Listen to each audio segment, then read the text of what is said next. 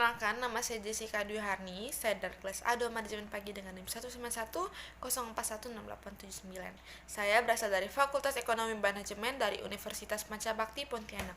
Pada di video kali ini, saya akan membacakan presentasi saya dengan tema masalah penugasan atau assessment problem yang berdasarkan mata kuliah Manajemen Operasi yang diampu oleh dosen Bapak Adi Mursalin SLM. Jadi, judul presentasi kita pada di video kali ini adalah masalah penugasan atau assessment problem. Jadi, pertama, pendahuluan. Pendahuluan yang pertama ialah masalah penugasan, masalah pemrograman linear khusus. Yang kedua, masalah pendelegasian atau tugas atau assessment ke sejumlah penerima tugas assessment atas dasar satu-satu one-to-one basis. Yang ketiga, jumlah assessment. Jumlah aksesnya bila tidak harus ditambahkan dummy assessment aksesnya atau objek semu. Yang keempat, diperlukan data keuntungan, kerugian yang ditimbulkan aksesnya dalam menyelesaikan assessment. Pendahuluan selanjutnya, masalah bisa minimasi atau maksimasi. Yang kedua, tujuan menjadwalkan setiap aksesnya pada suatu assessment sehingga dihasilkan kerugian minimal atau keuntungan maksimal. Yang ketiga, kerugian berupa biaya dan waktu. Yang keempat, keuntungan berupa pendapat, laba, nilai kemenangan. Yang kelima, umumnya diselesaikan dengan metode Hungarian. Pendahuluan selanjutnya ialah metode Hungarian yang pada tahun 1916 dikembangkan oleh seorang ahli matematika berbangsa Hungaria yang bernama De Koning. Yang kedua, sebagai catatan, kasus penugasan dianggap normal apabila jumlah sumber daya yang akan ditugaskan dan jumlah pekerjaan atau tujuan adalah sama rata. Selanjutnya, seperti inilah bentuk umum tabel masalah penugasan dan pernyataan matematis. Selanjutnya, contoh masalah minimasi. Yang pertama, sebuah perusahaan kecil mempunyai 4 pekerjaan yang berbeda untuk diselesaikan oleh 4 karyawan.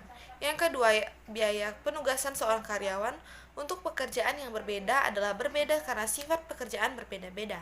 Yang ketiga, setiap karyawan mempunyai tingkat keterampilan, pengalaman kerja, dan latar belakang pendidikan, serta latihan yang berbeda pula.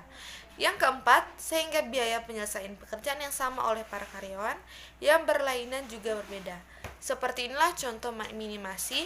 Masalahnya, bagaimana menugaskan keempat karyawan untuk mengerjakan keempat tugas agar total biaya minimum.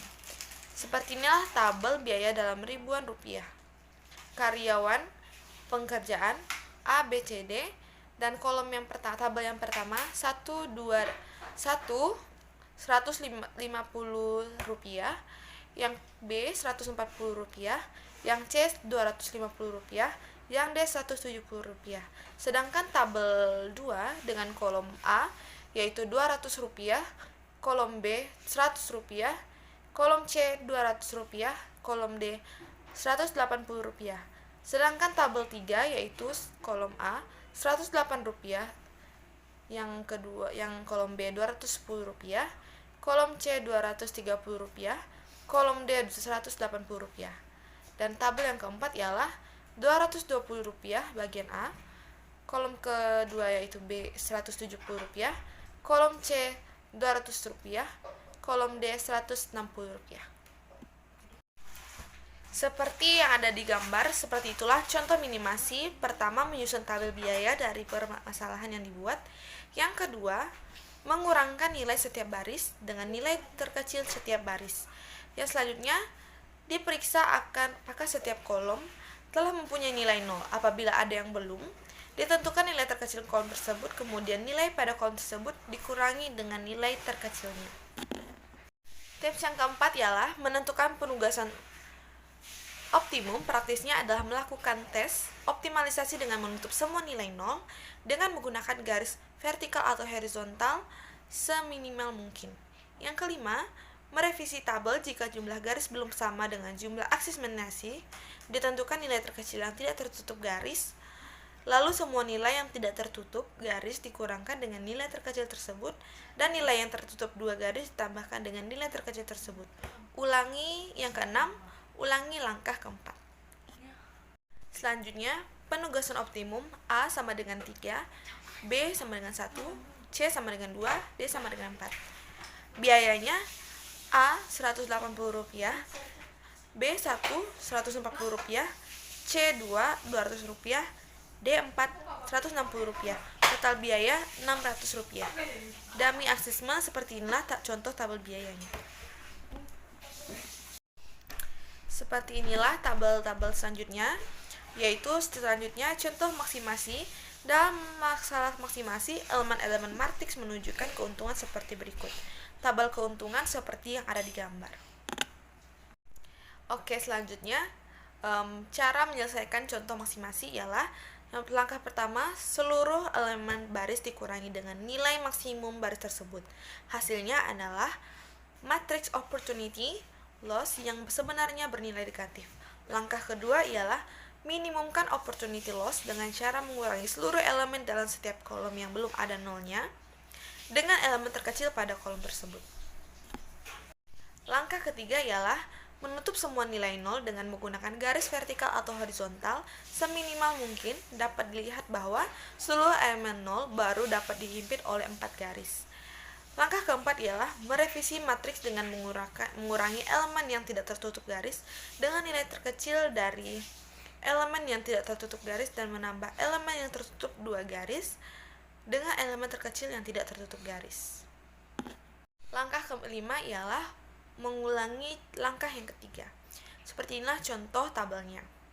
Catatan, dalam praktik sehari-hari tidak semua masalah penugasan memiliki matriks biaya atau keuntungan seperti dalam 2 contoh kasus di atas. Ada kalanya seorang karyawan misalnya tidak dapat dialokasikan atau ditugaskan untuk sebuah pekerjaan tertentu karena alasan usia, jenis kelamin, keterampilan yang tidak memadai, kondisi fisik, atau karena sebab lainnya. Itu tidak dapat dipaksakan mengerjakan sebuah pekerjaan yang memang tidak mungkin baginya. Catatan selanjutnya ialah, untuk mengatasi hal semacam ini, maka dalam proses penyelesaiannya perlu ditambahkan sebuah bilangan yang sangat besar dan disebut dengan bilangan M untuk masalah minimalisasi dan minus M untuk masalah maksimalisasi. Proses penyelesaian selanjutnya dapat dilakukan dengan cara yang sama seperti pada kasus penugasan yang normal. Hanya saja, pada keputusan optimalnya akan dihindari menugaskan karyawan tersebut pada tugas yang memiliki bilangan M atau minus M tersebut. Big M Theory. Teori pengambilan keputusan. Pola dasar berpikir dalam konteks organisasi yang pertama ialah penilaian situasi atau situational approach untuk menghadapi pertanyaan apa yang terjadi. Yang kedua, analisis persoalan, problem analysis, dari pola pikir sebab dan akibat. Yang ketiga, analisis keputusan, decision analysis, didasarkan pada pola berpikir mengambil pilihan. Yang keempat, analisis persoalan potensial atau potential problem analysis, didasarkan pada perhatian mengenai peristiwa masa depan, mengenai peristiwa yang mungkin terjadi dan yang dapat terjadi. Selanjutnya, inti pengambilan keputusan. Yang pertama, penentuan alternatif yang jelas harus alternatif yang terbaik atau the best alternative. Yang kedua, perumusan sebagai alternatif tindakan sesuai dengan yang sedang dalam perhatian dan dalam pemilihan alternatif yang tepat. Setelah suatu evaluasi atau penilaian mengenai efektivitasnya dalam mencapai tujuan yang dikehendaki pengambil keputusan. Selanjutnya, lingkungan situasi keputusan. 1. Lingkungan eksternal. Yang pertama, sosial, budaya, ekonomi, politik, alam, dan kuota. Yang kedua, lingkungan internal. Yang pertama, mutu barang rendah. Yang kedua, kurangnya promosi. Yang ketiga, pelayanan tidak memuaskan. Yang keempat, sales atau agen tidak bergairah. Selanjutnya, seperti yang ada tabel, teknik pengambilan keputusan. Seperti itulah contoh teknik pengambilan keputusan yang seperti tabel di atas. Selanjutnya, teknik pengambilan keputusan. Yang pertama, certainty. Jika semua informasi yang diperlukan untuk membuat keputusan diketahui secara sempurna dan tidak berubah. Yang kedua, risk. Jika informasi sempurna tidak tersedia, tetapi seluruh peristiwa yang akan terjadi beserta probabilitasnya diketahui. Yang ketiga, uncertainty. Jika seluruh informasi yang mungkin terjadi diketahui, tetapi tanpa mengetahui probabilitasnya masing-masing.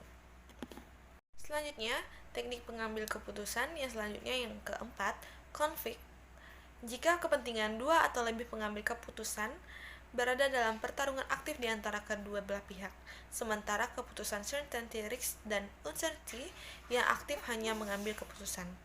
Selanjutnya, tujuan analisis keputusan atau decision analysis mengidentifikasi apa yang harus dikerjakan, mengembangkan kriteria khusus untuk mencapai tujuan, mengevaluasi alternatif yang tersedia yang berhubungan dengan kriteria dan mengidentifikasikan resiko yang melekat pada keputusan tersebut.